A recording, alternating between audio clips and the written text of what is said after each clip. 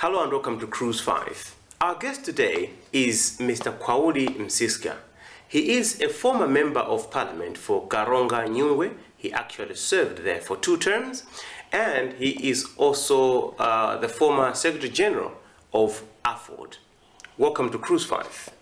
Thank you very much. Thank you. A man of many languages, as I discover. How many languages do you speak?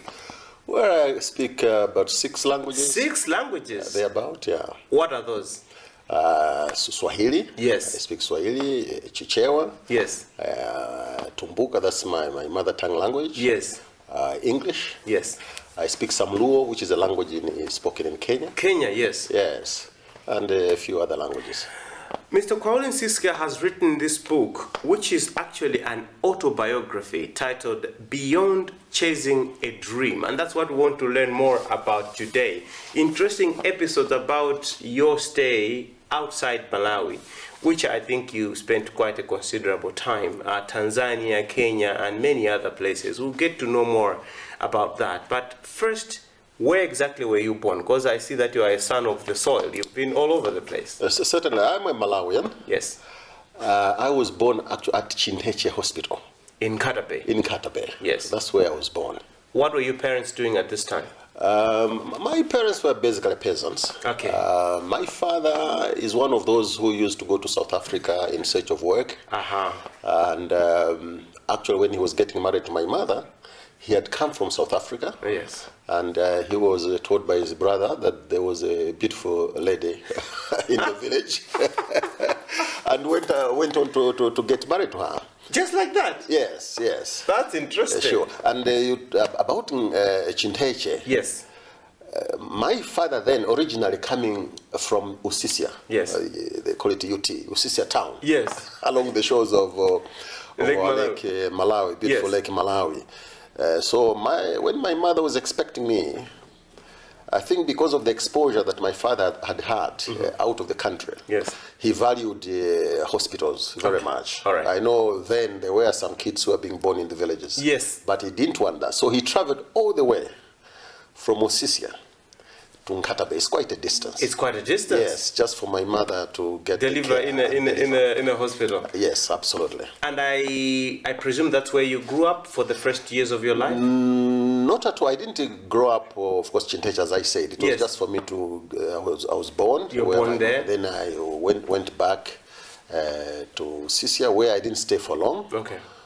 Because in the early 60s, my father managed to secure a job with a diamond mine in Mwadui.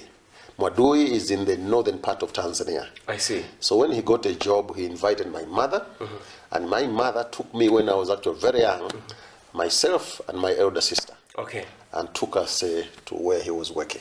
So is that where you spent your early childhood? Yeah, that's where I spent my early childhood, where I went to a kindergarten. And I went to a company school, a very beautiful school that I am very nostalgic about. Yes. And I tell my children about, I say, look, I went to a better school than the school you're going to. I hope it still has those standards now, because things have changed. Well, times do change. Yes, I had an occasion many years later, to visit the premises, to visit the company. Yes. It's no longer the same. I can imagine. I can imagine. The area has changed. So, did you ever come back to Malawi? Stayed in Tanzania for some time? My father was one very passionate about making sure that we had the connection with Malawi. Yes. I'll just tell you one of the things that my father would do. My father, we were in the Swahili environment. Yes. But my father took deliberate action to us children by telling us that by the time you are entering that gate, you are in Malawi. No Swahili. And the other languages are out of bounds. and that's why I was able, with my siblings later, we were able to learn our language. So your house was in Malawi? It was in Malawi. Your house was in Malawi, but it was in Tanzania. So you grew up speaking both languages at home, you're speaking in your mother tongue, and when you go out, you're speaking in Swahili. Yes, yes. Tell me what life was like growing up in Tanzania in those days. What were you doing? Life, I must say, was good life. Okay. Because then the company, this was a diamond company, which had been started by an Englishman prospector, who identified the place. And by then, life was vibrant. There was money around. Yes. And therefore, obviously, there was good food. The school was beautiful. We had actually company buses taking us to school. Wow. Every morning, there would be milk delivered at each home of the company employees. All what you had to do was to put in some coupons in there. The company kept cows. It kept a beautiful garden for vegetables, for fruits and all that. So as children, we grew up in a very beautiful environment. We had our school had a swimming pool, for example. This was a primary school. Wow. Yes. Wow. So the company was doing very well. And I must say, much as we were children, we could see how good the environment was. Yes. And I enjoyed my childhood in that sense. I can imagine. That's a way to live a life. Yeah, absolutely. And I guess that's how every person should live, especially here in Malawi, because I don't think you hear those stories anymore as we are speaking now in Malawi. But maybe that's a story for another day. Did you ever get back home to Malawi? Yes. My father made sure that I didn't complete my primary education there. Okay. So he made sure to bring me back to Malawi. Okay. Where I went to primary school in Karonga at St. Mary's Boys Primary School. It's right there in Karonga. And that was after my elder sister had been deployed back to Malawi as well. Okay. So that's how I found myself back, and it was in the hands of my auntie who had visited us. And my parents took an opportunity to make sure that I accompanied them back home. That's what happened. That's Khwauli Msiska, our guest today on Cruise 5, former Member of Parliament for Karonga Nyungwe in Afford, but also Secretary General of that party for quite a long time, actually, about 8 years. That's almost the longest time that any Secretary General of that party has ever served. Are you a lover of music? Yes, I love music. If you've been to Tanzania and Kenya, you must love a lot of Eastern Africa music. Yes. I love music. Like there is a Malawi artist, Namadingo, for example. Namadingo. Yes. I think he's one of my favorite artists. Fantastic. He plays good music. He is great. And there is one number which is very popular. Yeah. Is it the Mapulani? Yeah, the Mapulani. Mapulani that's one. What I thought. It's quite going to be our first song today from Patience Namadingo, Mapulani, the choice of our guest, Mr. Khwauli Msiska. Going through your book, the autobiography by Khwauli Msiska, Beyond Chasing a Dream, one finds an interesting story where you traveled. Was it back to Tanzania with two of your friends? Yes. Tell us more about that. What circumstances led to that? I went to Chaminade Secondary School. Yes. In those days, Chaminade was Chaminade. It was a brilliant school. We call it Chami, the school of champions. Chami, the school of champions. In those days, there's a secondary school, Chaminade, Robert Blake, William Murray. Yeah. Fantastic schools. Fantastic. You can say that again. Yes. We had great time there. Yes. This was a great school. Yeah. And it all started there. Okay. We had completed my Form 2. Yes. I was just now starting my Form 3. Okay. In those days, we had what was called Youth Week. Yes. A brilliant idea, I must say. Yes. Because basically, it was a week of self-help. And all schools across the country participated. You would be deployed to different areas where you would actually, maybe work with the communities or work within your school environment. Building toilets, bus shelters and things like that. Some feeder roads. Cleaning roads That's what we were doing.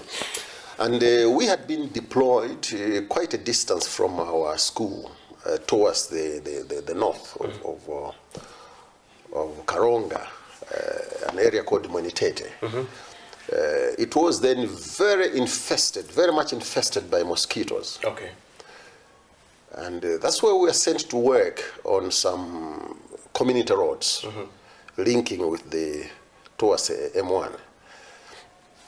Now, with us, we felt it was not more to do with the work itself, but the conditions under which we were subjected to health hazard conditions. That's how we saw it then. And we felt, teenagers we felt that our teachers were unfair to take us that area. So we protested. To us, it was a mere protest. And it took a form of eventual abandoning the work. We actually abandoned it. So, not knowing that matter would be blown out of proportion. It was a big issue. It was a big issue. Youth Week was a big issue. To us, we didn't think it was a big issue. No, it was. We thought it was just a school matter. No, it was not. It was almost political. But believe me, that's exactly what happened. It was almost political. Believe me, it was linked to the fact that we were challenging the government of the day and His Excellency. Yes. Because he's the one who said, go and do Youth Week. About the Youth Week. And if they heard that at a certain school, some teachers are allowing their learners not to do Youth Week. Oh, my friend. It was terrible. But then, I think following that, because we're three of us, myself and my two good friends, Paul and Grant. Okay. And they must have put some very serious surveillance on us and trying to look into my background. And these guys? Because I came to learn later, but how come they came across? By then, I used to receive these beautiful magazines from the communist China. Okay. For me, it was the beauty of the pictures there more than what I would read. The ideologies. No. And by that time, I must have received quite a number of copies, maybe even 10 copies thereabout. And these were every month I would be getting a copy on the post. Yeah. A copy on the post. So this one time, my headmaster, Mr. Chimutu, Mr. Piri, we nicknamed him Chimutu. Chimutu. Yeah. But that's why I mentioned that. But he was actually Mr. Piri. Okay. Mr. Piri called me and took me to the police station, Karonga Boma. At that time, I had no clue why I was being taken there. Yes.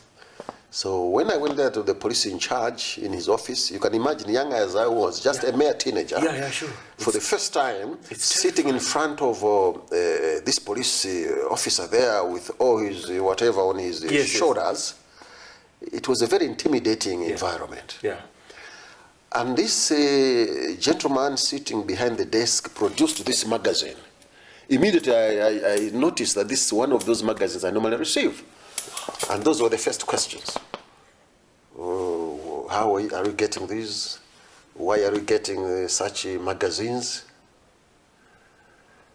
And then the link was being made now to your action against Youth Week. Guys. That's what I'm saying. It was just about mosquitoes. It was blown out of proportion. Yeah. That therefore I was, a subversive element. Yeah.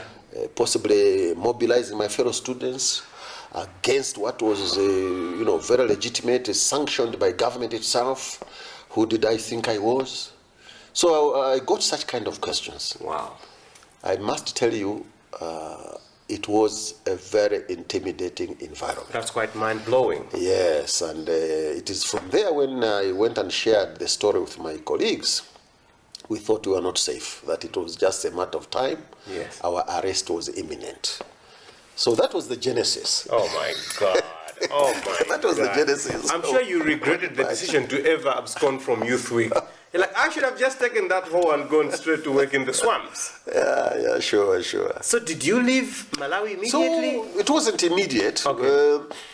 My being taken to the police coincided with going on school break. Yes. So we had to break for, I think it was 2 weeks thereabout. Okay. So we went to our respective homes. But we had made a decision that we should not come back. But this is Chaminade. This was Chaminade. But then the handicap we had there at that particular time was that we did not have what it took for us to travel. We didn't have the money. Of course.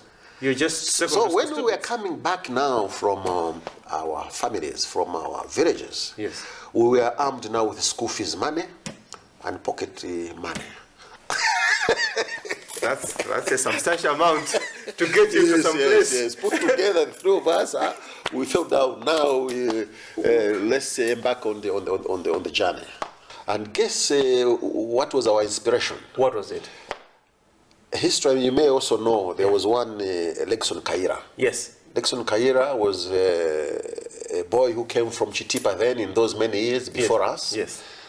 And it was said that most of his journey he walked on foot and he ended up in America. Wow.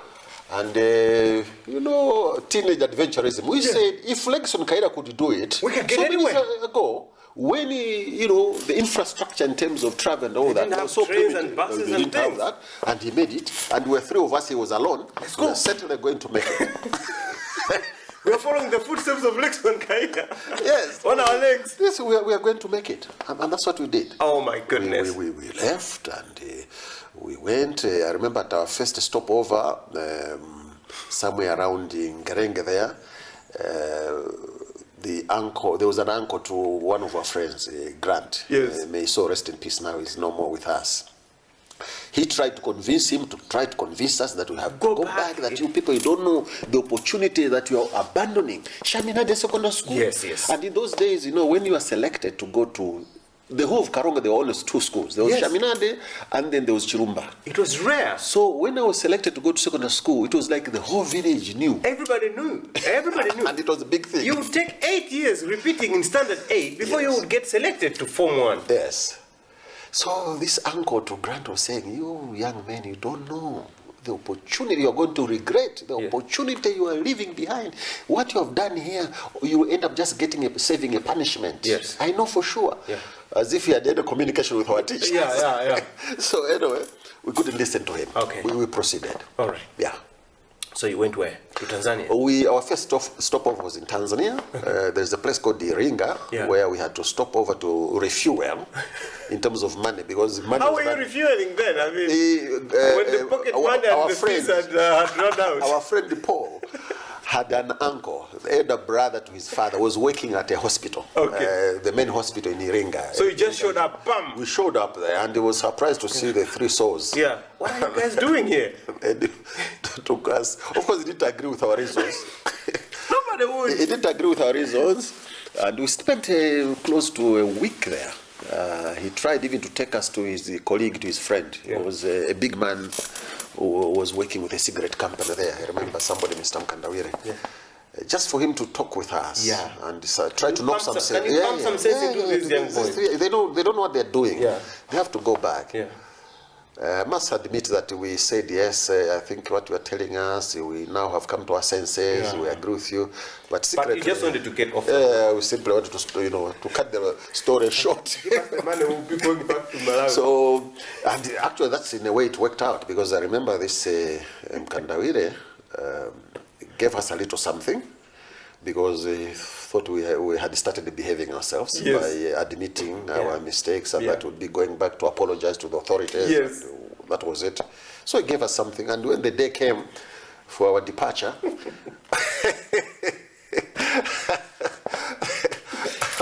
my friend's uncle gave us something as well. Yes.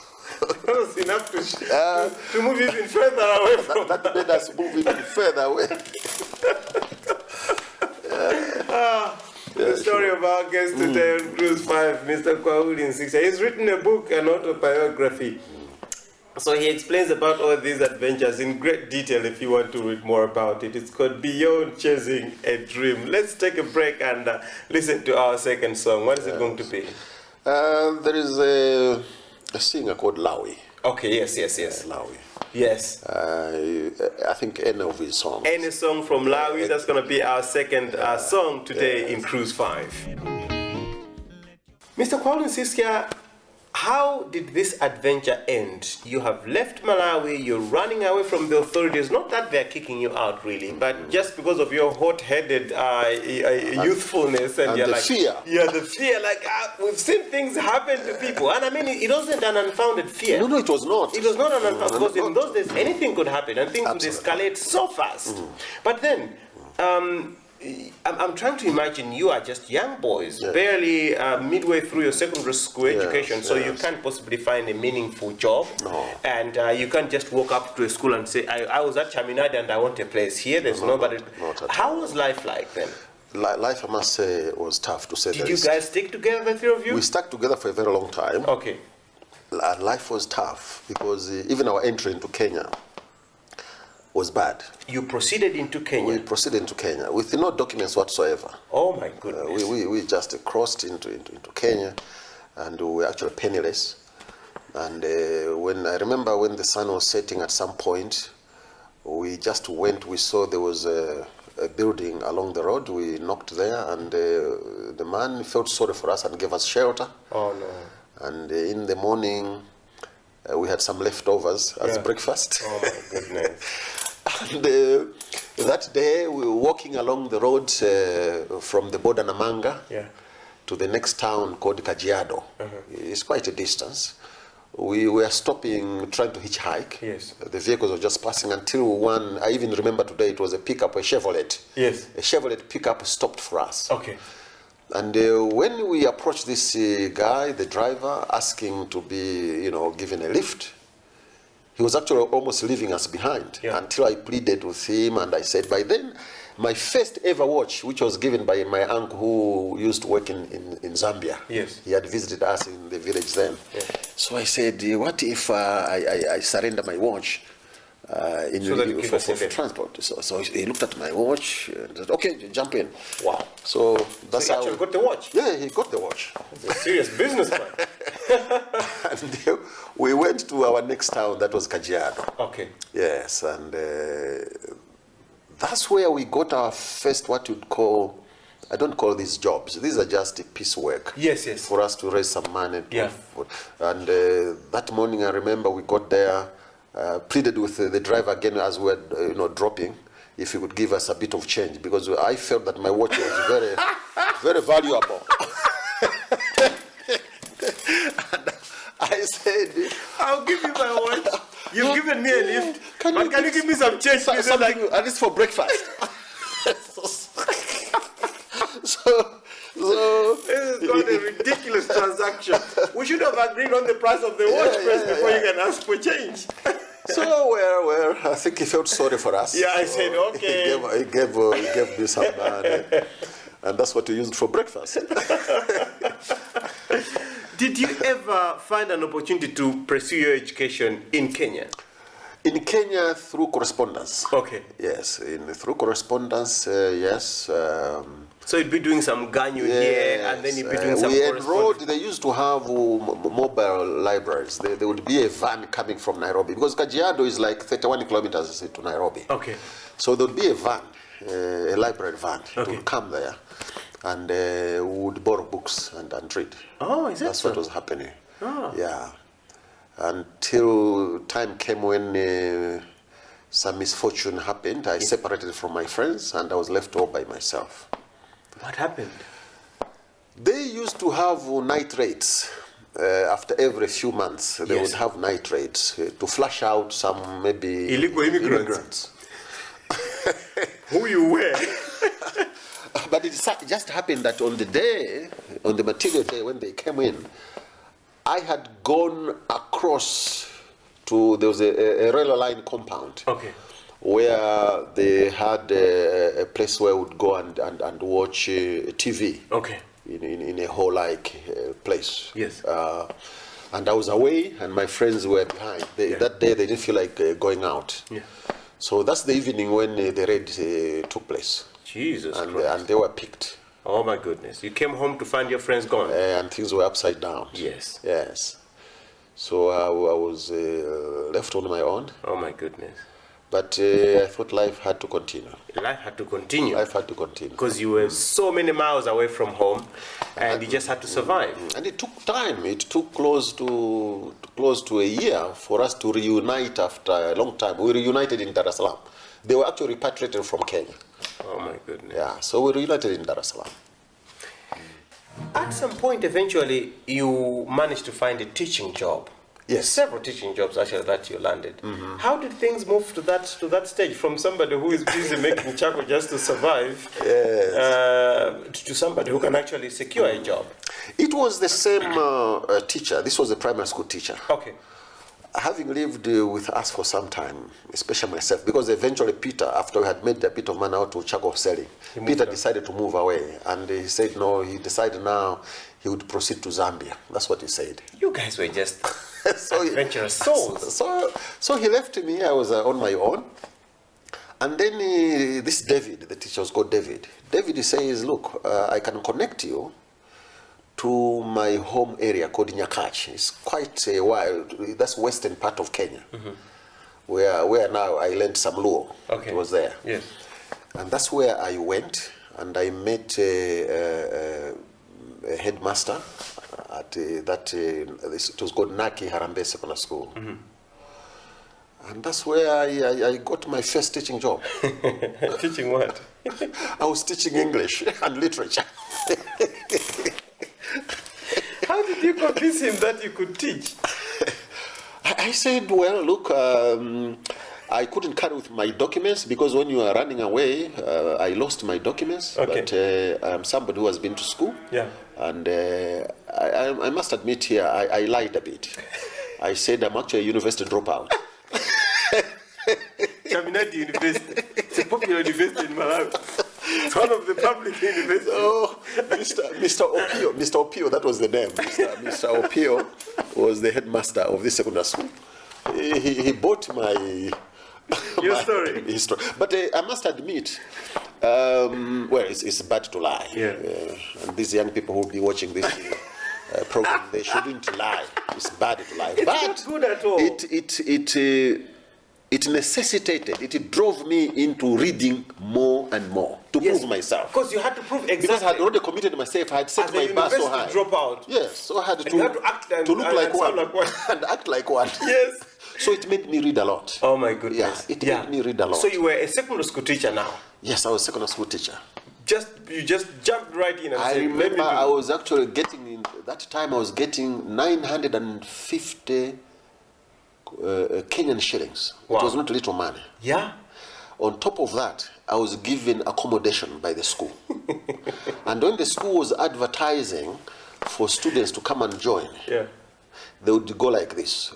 Come to Naki Harambe Secondary School with modern facilities. It's closer to the main road. We have got running water, electricity, and modern buildings. Above all, we have got both local and foreign teachers. The foreign teacher? It was me.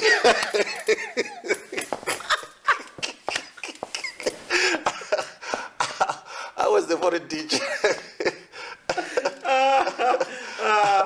And I want you to understand also when I say 950 shillings was not little money. Yeah. Because to sell a bag of charcoal, it was an average of 10 shillings. Oh no. So you can imagine how much money that was. A significant it was a significant amount. Yes. It was a big leap. And you're a young man, you're not married, you have no family. Yeah, so that's quite enough money to go around. In a 3-bedroomed house. Yeah, quite a comfortable life. Quite a comfortable life. Did things permanently change for you from this point on, or you still had some rough days after that? Well, as far as the work was concerned, where I was teaching, you were sorted. I was sorted. Yeah. I was comfortable. Yes. I started establishing some network of friends and colleagues and so on. I was getting some respect from students that I'm a teacher. As a secondary school teacher. You know, they call it Japonj. Japonj is a Luo word meaning teacher. And is pronounced with a lot of respect. Japonj. Japonj. And you know you were Japonj. I was a Japonj. Yeah, like, yes, I have made it. I've arrived. I'm a teacher. This is it. That's our guest today in Cruise 5, Khwauli Msiska. A Japonj in Kenya. By default, just typed right in. We're going to take a quick break now, and this will be our third song. What is it going to be? In memory of Wambali Mkandawe. Yes. He has that famous song. Wambali Mkandaile, to me, was a legend. Fantastic artist. A legend musician. Yes. Fantastic artist. Yes. So I think I should honor him, and I love the song. Wambali Mkandaile in Cruise 5 today. The choice of our guest, Khwauli Msiska. Reading through your book, Mr. Khwauli Msiska, we here in Malawi know you not as Japonj, but as a politician. Yes. I don't know whether you're a former politician or still a politician. But reading through the book, I see at some point where you got involved in Lesoma. Yes. Tell us more about that. Lesoma was a political party in exile. It was Socialist League of Malawi. Okay. Socialist League of Malawi. Lesoma. Yes. And when I came to Dar es Salaam from Kenya, yes, where I reunited with my colleagues, we met Malawians who had run away from Malawi during the 1964 cabinet crisis. Okay. Yes, and these were our elders. Somebody by the name of Mundu Mwambitania.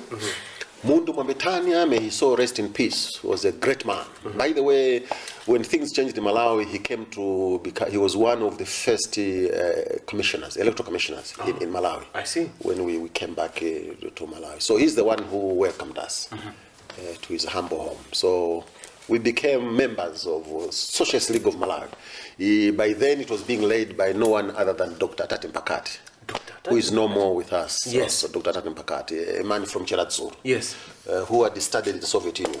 So he had a PhD in economics.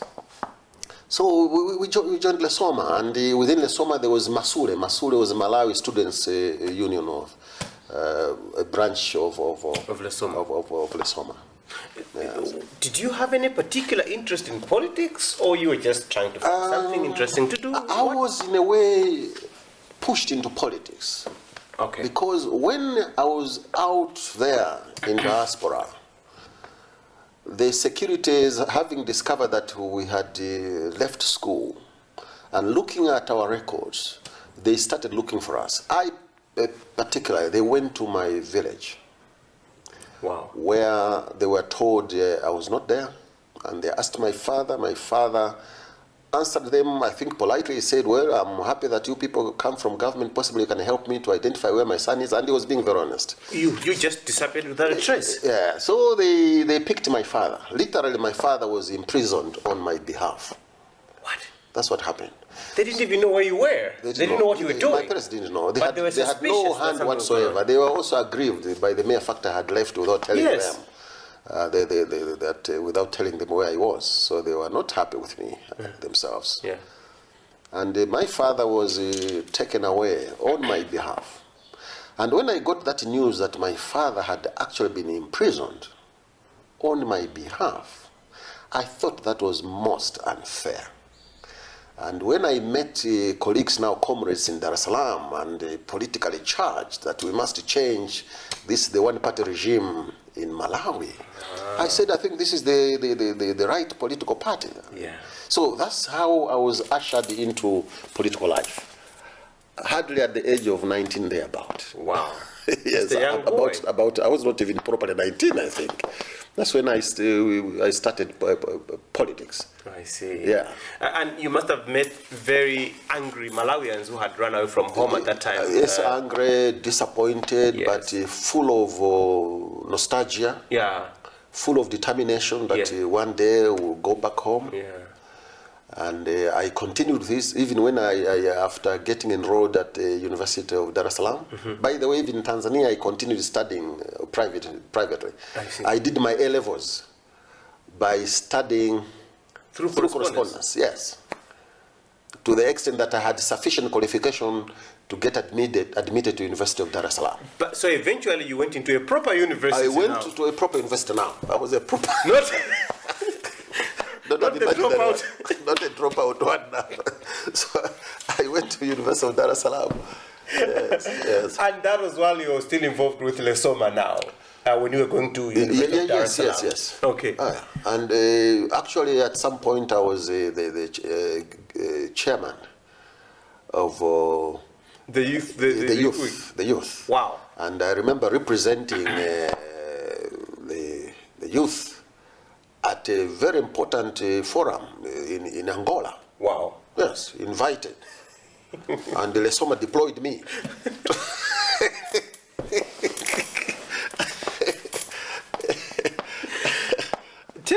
were doing in Lesoma? What was it? This is around which years are we talking about? Hey, we are talking about the years in this 70s. 70s. Yes. So this is quite at the peak of the reign by Dr. Hastings Kamuzubanda. Yes. I must say we should be talking now into the 80s now. Yes. Yeah. Okay. Between 80s, because 83 is when I went to University of Dar es Salaam. University. Okay. Yes. And so that they had joined Lesoma for had joined already. That's quite ambitious to think that you would change things back home around that time. We were very sure that we were going to change the political situation. Were you looking for a political solution or a military solution to the problem? Malawi was a de facto one-party system. Yes. No other political parties were allowed to form in this country. And therefore, there was no way of thinking that you could actually come here and participate in any election as a political party. Because our political party, Socialist League of Malawi, Lesoma, was operating outside the boundaries of this country. Yes. In Tanzania and in Zambia particularly, and even in Zimbabwe later. So we thought it could only be done through armed struggle, because we were not given an opportunity to participate as a political party freely. Yes. So that was actually the focus. Yes. That eventually would be forced to take up arms. Did you ever come back to Malawi around this time, or it was much later? No. I came back in 1994. What made you come back? There was amnesty, general amnesty, after the referendum took place. And that referendum to us out of the country, and in Dar es Salaam in particular, was very significant. Was it? We actually staged a vigil the whole night. When people were voting, we congregated at our Secretary General's residence, Kapote Makasungura. Yes. Right within the city there. Yeah. And we were just singing there and, sharing information, whatever. By then, there were no phones, no cell phones, nothing. Yes. So, but we were very confident that the justice was be done in terms of voting. People here would vote wisely, and it came to pass. Yes. So as soon as that happened, we didn't spend much time. Yes. Some few months later, with my friends, we actually drove in my simple car. We drove back to Malawi. We started looking for jobs. So I was given my first job by University of Malawi. Because mind you, I had already by then lectured for close to 10 years with the University of Dar es Salaam. I started my first degree there. Then later on, after I had done my master's, they offered me a job there. Oh, wow. So I had done about 10 years, close to 10 years, University of Dar es Salaam. Yes. So there was no problem for me getting a job with the University of Malawi. So where were you teaching? Where? Where were you teaching? I was University of Malawi. I was teaching at KCN, Kamuzu College of Nursing. Oh, really? Yes. I see. Right. Oh, that's quite a triumphant entry back into your home after living with suitcases on your back with your friends. Yes. So basically, I'm a teacher by profession. I see. I'm a teacher by profession. And then not only University of Malawi, I've also lectured at Muluzi University. I've also been, for some time, educational governance manager for the British Council. Yes. Yeah, right here in Lilongwe. Our fourth song from our guest today, Khwauli Msiska, former member of parliament representing Karonga Nyungwe under AFOD, and was also Secretary General of that party. What is our fourth song going to be? Our fourth song, I will move slightly out of my country now. Yes. And go to Tanzania, where there is an artist called Mbosso. Yes. Mbosso has sung many beautiful songs. Yes. And he's another great artist. So he has a song, Maajabu. Maajabu. Yeah. That's going to be our next song on Cruise 5 today. When you got back to Malawi, you got involved in politics as well. Because we see you standing on a ticket for AFOD. Yes. And actually you won. Yes, I did. I certainly did. I went to Parliament. First time that was 1979. Yes. That's when I went to Parliament. Yes. And fought and served my 5 years. Yes. I was a member of Parliament for Karonga Nyungwe. Yes. Yes, I did. And the time, I think what most Malawians are curious to talk about. Yes. is when you made that very, I don't know whether you call it a famous or an infamous bill, that eventually came to be known as Open Terms Bill. Yes. Quite a momentous time that was. Yes. Tell me the incidents, the issues surrounding that issue at that time. Yes, yeah. Well, as you have rightly put, it was a controversial, very controversial bill. Very controversial bill. Very controversial bill.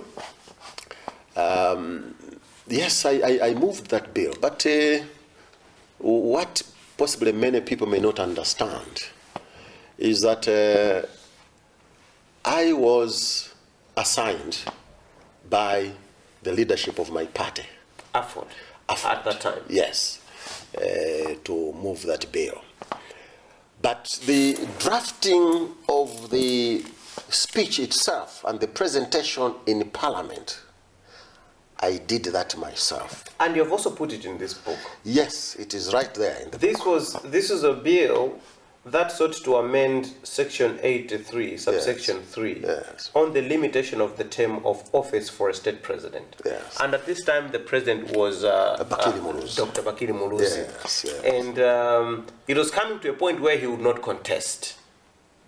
And the proposal was, let him be given another opportunity to contest again. Let's remove the term limits for a president so that the president can contest as many times as he wishes. As he wished. Is it right to say so? Well, you see, with the benefit of hindsight now, when I look back, much as it was an assignment from my party, on a personal level, I think it was also, as a youthful politician and an academic, looking at the logic of it all and finding that, you see, you can argue in defense of that. And if you read the presentation itself, it may sound very convincing that you are basically saying, look, let the people decide. Why should you put roadblocks in a constitution? Let the people decide. And by the way, the issue of amending a constitution, it can be done constitutionally. It's not like you are doing something unconstitutional. It can be done constitutionally. Where I can fault myself even today about that is the timing and the environment under which it was being tabled. That I have to be honest. The timing and the environment under which it was being tabled, people were very sensitive to having yet again a possibility of a leader, a president, that is, staying there indefinitely, to speak. Mind you, we had a life president in the person of Dr. Hastings Kamuzubanda. Yes. And you can understand, people would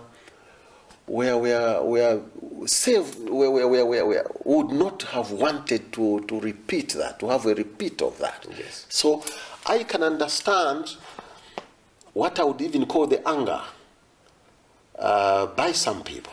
I can share this with you here. I remember some years later at relaxing somewhere with some colleagues, one of the colleagues tells me, you know what, let me tell you the secret what we were doing at that time.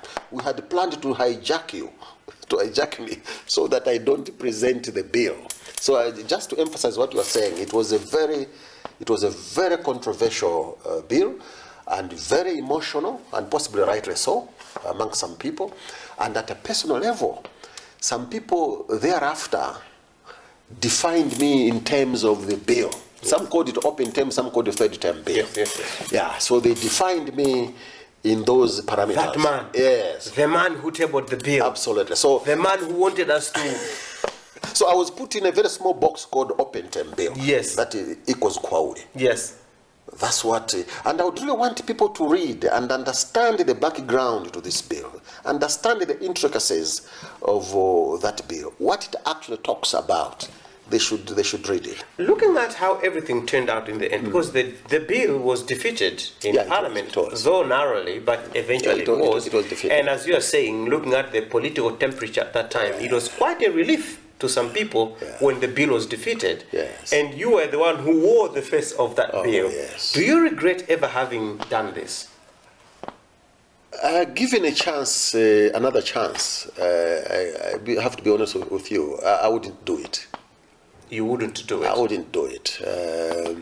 I've already said that I should have been sensitive to the times of the time, the environment then, the social environment, the political environment that prevailed then. It was not just a matter of the logical side of it, that look, let people decide. It's not for us to start putting roadblocks and all that kind of stuff.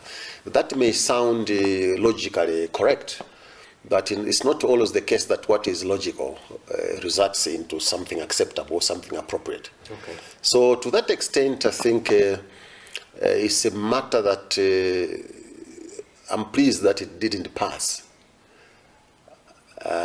Much as when it didn't pass, as you have rightly put, all the mud was on me. That Khwauli equals the open term, open term bill. Yes. Yes, yes. But it makes a good reading when you read about the before the presentation of the bill itself and the aftermath of the bill itself. And it showed throughout the process, it showed that our country, I think, had matured in a way in terms as far as democracy is concerned. Yeah. That in a democracy, what is presented in Parliament must not necessarily be agreeable to everybody. Such is democracy. Yeah. And somebody went even to the extent of saying that in a democracy, we should be able to tolerate ideas, even if it's an idea of just one person amongst a million. As long as it's an idea, let it be. Let it be heard. Let it be. Let it be heard. Yes, those are the challenges of democracy. But, well, I would do it differently, given the opportunity. One would say you paid the ultimate price, though, because after that, you didn't secure your seat. I lost my seat. And one would say maybe that contributed. Yeah, it could have been. It could have been, because some NGO, I came to learn. Okay. Actually, I went to my constituency and talked to my constituents. Decampaigning you? About what I had done. Basically, decampaigning. To explain to them, this man that you want to vote for, yes, this is what he wanted. And the language being used was that he wanted to sell us. That's what was being used. So I would not be surprised that it actually contributed to my losing the seat. Yes, yes. Much as 5 years later I regained it. As you might have noticed. Yes, eventually. But I think it must have contributed. Still in politics, you also contested you wanted to contest for the seat of President of AFOD. Yes, I did. Never worked? It never worked. What happened? Well, such is a democracy. Such is a democracy. Not everything that you want must happen. But I was persuaded that I could make a good president for my party, AFOD, which I loved so much. That, mind you, by that time I had served my party for close to 8 years as Secretary General of AFOD. So I went ahead and put up my name, and the convention was to take place in Muluzi. It was marred by a lot of violence, and some of us were not able because of that to participate. But somehow, there was some semblance of participation, as it were, which we objected to.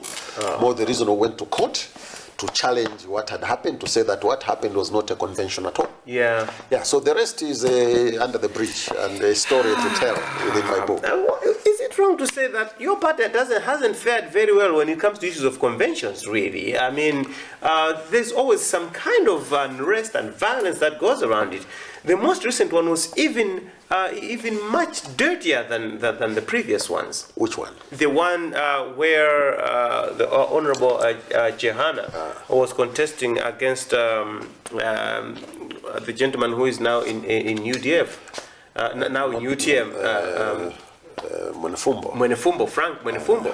By that time, I had already moved on. Yes, I know, but I mean, like, the conventions have not been very peaceful. Well, it's for people to judge. Yeah, yes. It's for people to judge. Yeah. Sad that it never worked, though. So, how did you find your political footing after all these things happened? The Open Tents Bill, and then, of course, you came back to Parliament. Yes. And then you lost again after that, right? After that, I lost. And then you never contested again? I decided to... I later on contested under DPP. Okay. Because after all that, and all the fracas and all those challenges in Ford, I decided later on to move on. Okay. And I joined DPP, Democratic Progressive Party, where at a convention which was held, I was actually appointed and became Director of Political Affairs. Yes. And we see the DPP appointing you to go on a diplomatic mission to South Africa. Yes. That never materialized. It never materialized. Oh my goodness. Yes, it never materialized. Yes, I was appointed, and not just appointed. I was invited by a Public Appointments Committee on Parliament, and I received approval from the committee, from Parliament eventually, and I was waiting to be deployed. It never came to pass. There were some delays, some of which were associated with the COVID-19. Yes. And therefore communication slowed down in a way. And then it coincided with the elections last year, the presidential elections, where the current president, Lazarus Chakwera, won as president. So effectively there was a change of government. And I would want to assume that possibly they look at it differently. I think they have their own priorities. Yeah, so that's exactly. And your name was dropped from the list. Yes, but I would have preferred the proper communication. Yes. But so the deployment never came to pass. So you were never communicated to about the change? No. Yeah, but this is not politics. This is This is the diplomatic appointment. So I wouldn't expect that to. Well, that's not for me to answer.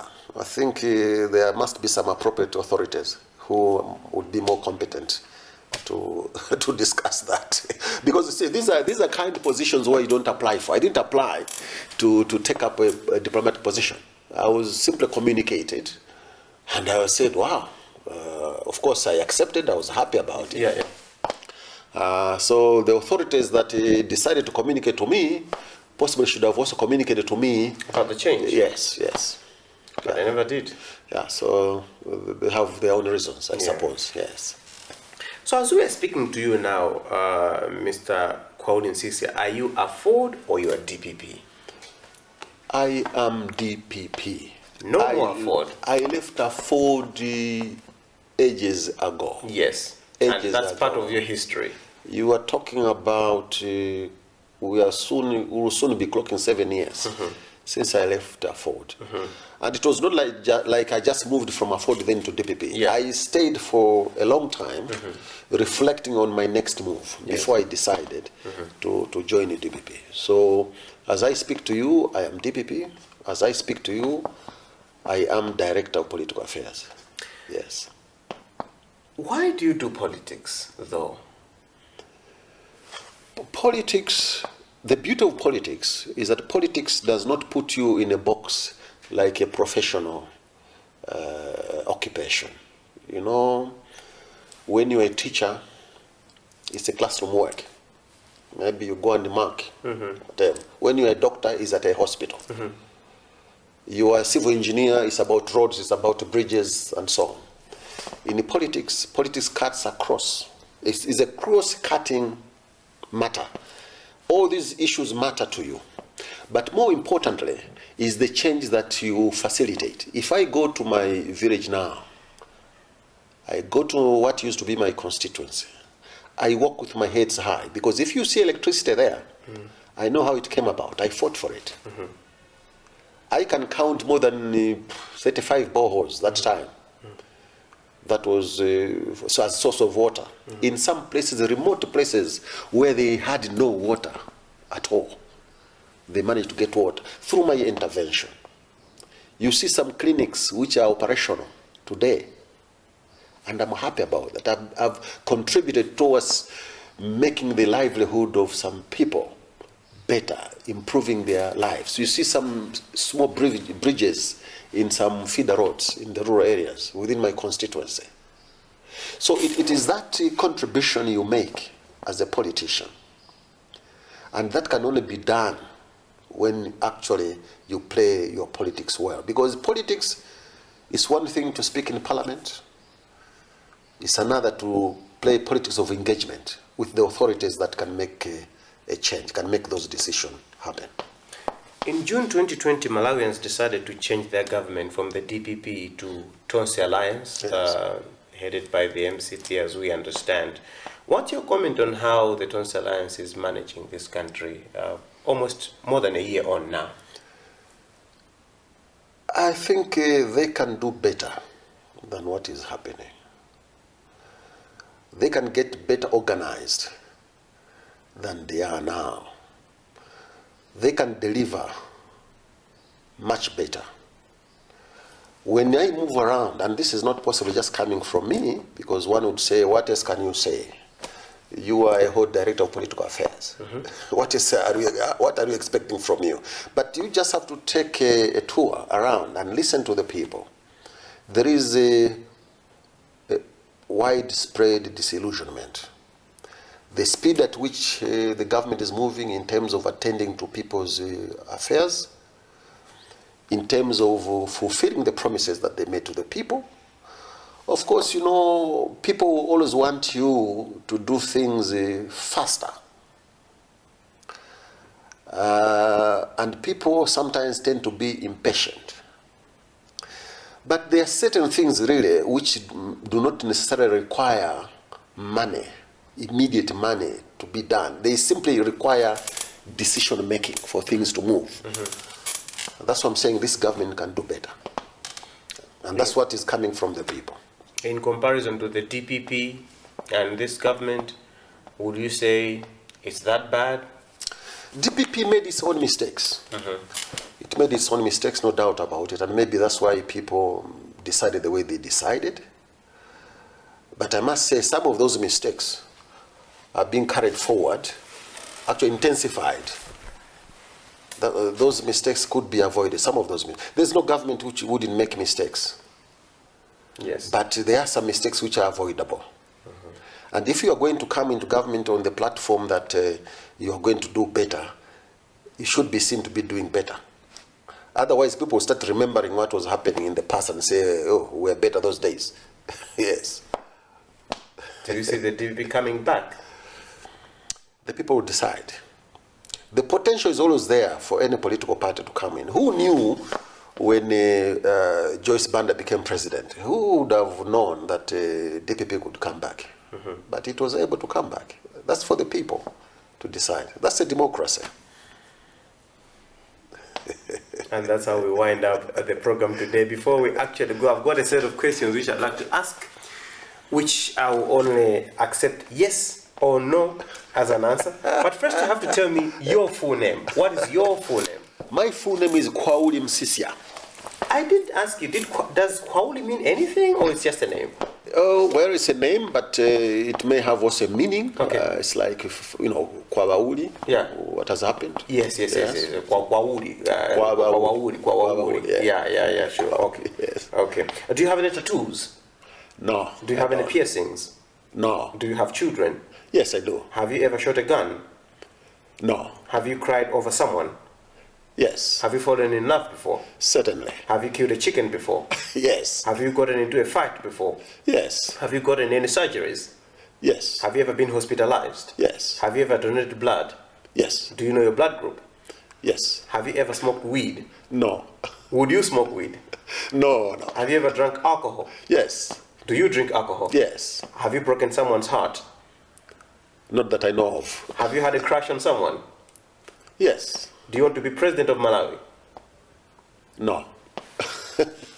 Took you a bit of time to answer that. Maybe you still want to. And that's how we call it a wrap on Cruise 5 today. Our guest, Khwauli Msiska, has written a book, Beyond Chasing a Dream. Our last song, what is it going to be? Our last song, a good song by Lucius Banda. Lucius Banda is going to wrap back up. home. Yeah. He's going to wrap up the show today. The choice of our guest, Khwauli Msiska.